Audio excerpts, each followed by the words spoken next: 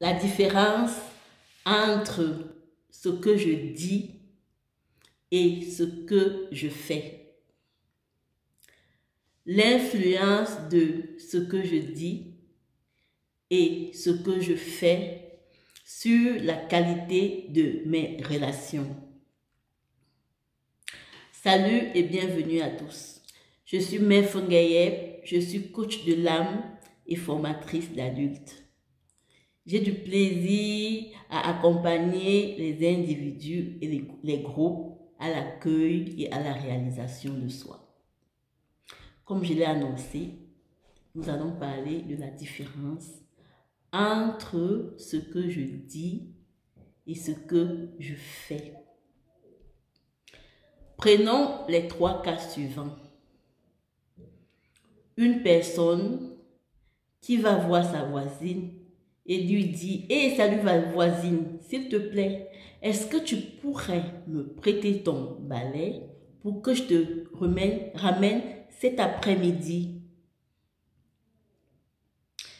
Et l'autre, une autre personne, en rentrant d'un voyage, a une belle surprise de rencontrer une vieille amie qui prenait le même train. Donc, elle descendait du train et son amie voulait emprunter le même train.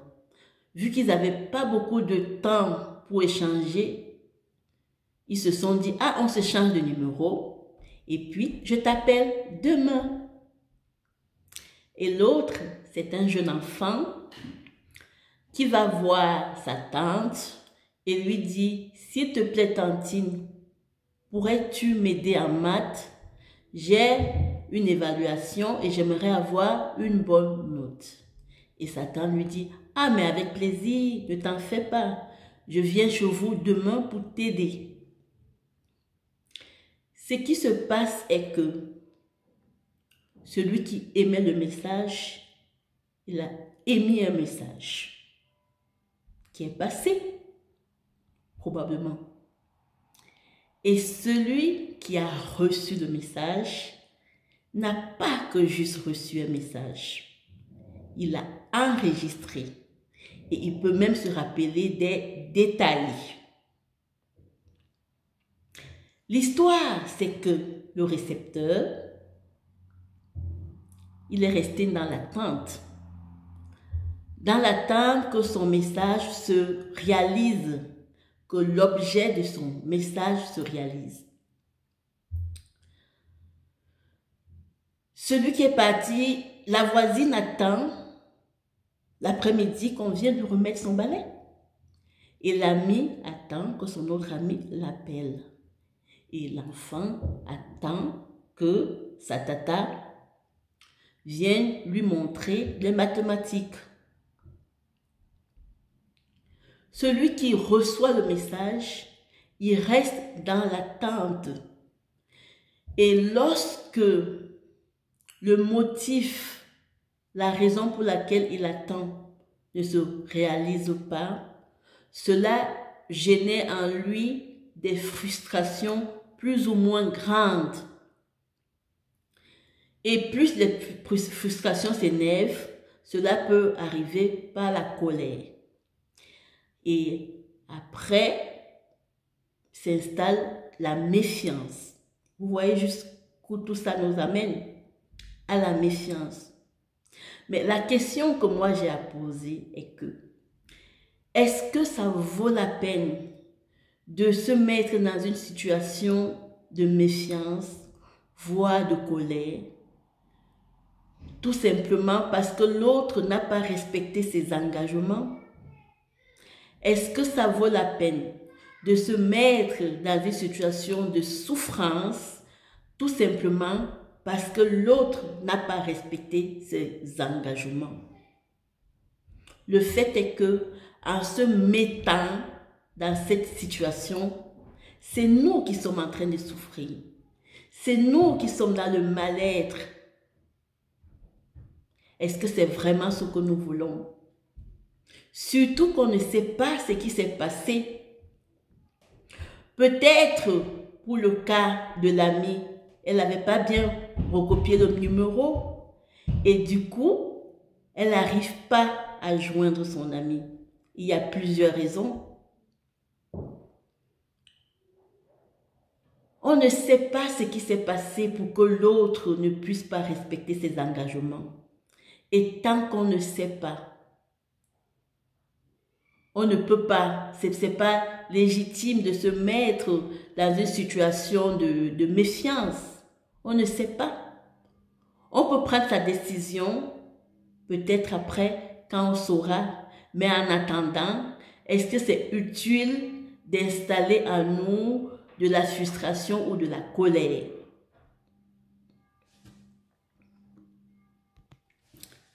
Si on regarde du côté de l'émetteur,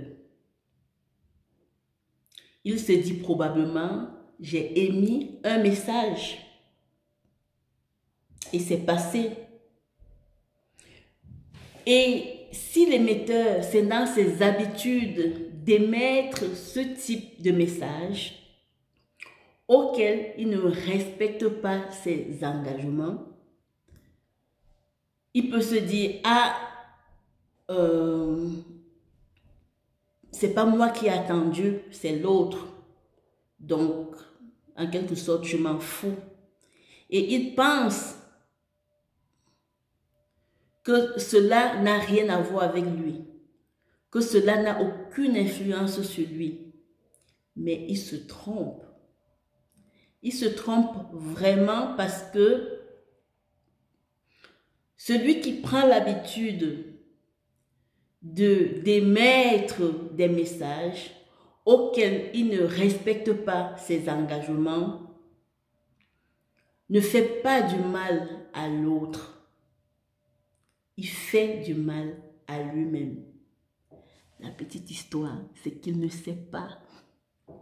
Et ça, il ne faut pas le lui dire. Il ne sait pas que c'est à lui-même qu'il fait du mal. Effectivement, s'il prend l'habitude d'émettre des messages auxquels il ne respecte pas ses engagements, il se dit probablement que c'est à l'autre. Mais en réalité, il ne cause pas de tort à l'autre. Il cause de tort à lui-même. Parce que dans les prochains jours, il va probablement se dire, ah, il serait temps pour moi de m'inscrire à un cours de danse. J'aime bien danser. Parce que chaque fois, quand il regarde à la télévision, il voit des personnes qui dansent, ça lui rappelle son enfance ou sa jeunesse où il dansait. Et il s'est dit, il est temps pour moi de reprendre des cours de danse. Il s'est dit, bon, demain, je vais appeler. Je vais me renseigner déjà où est-ce qu'on fait des cours de danse qui correspondent à ce que j'aime bien. Et demain, quand il se rappelle, il est 18h, il se dit, zut alors, mais c'est trop tard, qu'est-ce qui s'est passé? Et puis il se dit, mais c'est pas grave. Demain, je vais appeler, je vais vraiment me renseigner. Et demain, il y a ses amis qui débarquent, il se dit, c'est pas grave, je vais profiter avec mes amis, et lundi, je vais appeler, c'est pas grave. Et lundi, il y a encore un autre imprévu qui arrive, où il y a une circonstance, ce n'est pas forcément un imprévu, c'est une circonstance qui fait que soit il a oublié, soit il remet à demain, soit il cherche un autre prétexte. Mais le résultat est le même. Il ne se renseigne pas pour s'inscrire au cours de danse. Et ce qui le tenait à cœur, c'est qu'il ne fait pas les cours de danse. C'est qu'il aimait bien faire. Il ne le fait pas. Et pourquoi est-ce qu'il n'a pas réussi à faire son cours de danse? C'est parce qu'il n'a pas été capable de respecter sa parole. Mais cette fois-ci, pas à l'autre, mais à lui-même. Sa parole à lui-même. Il n'a pas été capable de respecter sa parole à lui-même. Pourquoi est-ce qu'il n'a pas été capable de respecter sa parole à lui-même? Parce qu'il ne sait pas se faire confiance. Il n'a pas confiance en lui. Il n'est pas capable de respecter pour lui-même ce qu'il se dit à lui-même. Et cela a une influence sur lui, sur sa vie. Ça a un impact sur ce qu'il veut faire, ce qu'il veut voir arriver dans sa vie, ce qu'il veut réaliser. Il n'est pas capable de prendre des engagements pour lui-même. Il n'est pas capable de faire des promesses pour lui-même. Il n'a pas confiance en lui. Et parce qu'il n'a pas confiance en lui, les autres n'ont pas confiance en lui. Celui qui est capable de respecter les engagements pour lui-même, de toute évidence, aura confiance en lui-même. Et cette confiance qu'il a en lui va se manifester à l'extérieur de lui, autour de lui, et les autres pourront lui faire confiance. Et parce que les autres pourront lui faire confiance, parce que lui, il se fait déjà confiance, il sera une personne comblée, pleine, remplie. Une personne qui est lui-même. Il ne sera pas l'image de lui-même. Il sera lui-même. Pour dire que la différence entre ce que je dis et ce que je fais est que ce que je dis, ce n'est que ce que j'ai dit. Ce n'est pas ce que j'ai fait, c'est ce que j'ai dit. Ce n'est pas parce que j'ai dit que je vais le faire.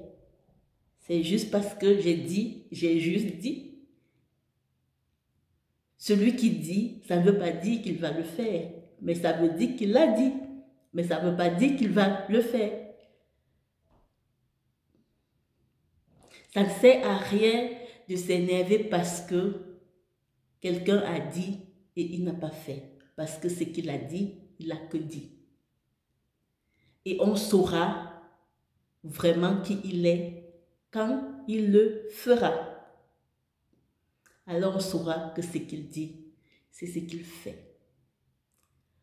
Pour améliorer la qualité de nos relations, il est important d'être nous-mêmes. Il est important de vivre notre intégralité, d'être cohérent entre ce que nous disons et ce que nous faisons. Parce que cela détermine et cela a une influence sur notre confiance en nous, sur notre respect pour notre personne et le respect que les autres nous accordent. Alors, prenons l'engagement de privilégier ce que nous disons et aussi ce que nous faisons. Ce que nous disons est le premier pas et ce que nous faisons complète très bien ce que nous disons. Alors, c'était Mère Fungayep, celle qui a le plaisir à vous accompagner pour votre accueil, l'accueil de votre âme, l'accueil de la personne que vous êtes, en toute humilité. Au plaisir et rendez-vous à la prochaine vidéo.